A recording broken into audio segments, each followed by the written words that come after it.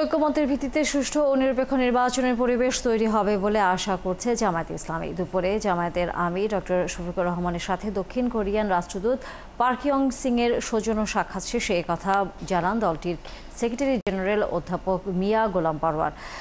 সোমবার মগবাজারে কেন্দ্রীয় কার্যালয়ে ঘণ্টাব্যাপী বৈঠক করে দুপক্ষ। এ সময় বাংলাদেশের অর্থনৈতিক সম্ভাবনা তুলে ধরে পোশাক শিল্প সহ নানা খাতে পারস্পরিক সহযোগিতা বৃদ্ধির কথা বলেন কোরিয়ান রাষ্ট্রদূত।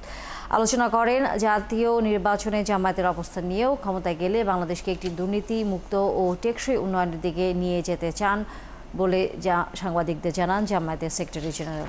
বিভিন্ন সংস্কারের মধ্য দিয়ে একটা গণতান্ত্রিক উন্নয়নশীল সম্ভাবনাময় দেশ গঠনের যে প্রচেষ্টা চালিয়ে যাচ্ছি, সেক্ষেত্রে সম্ভব হলে আমরা এই দেশটাকে একটা করাপশন ফ্রি একটা সাস্টেনেবল ইকোনমির দিকে নিয়ে যেতে পারি। এ ব্যাপারে আমাদের সম্মানিত আমির জামাত ওনার কাছে আশাবাদ ব্যক্ত করেছেন।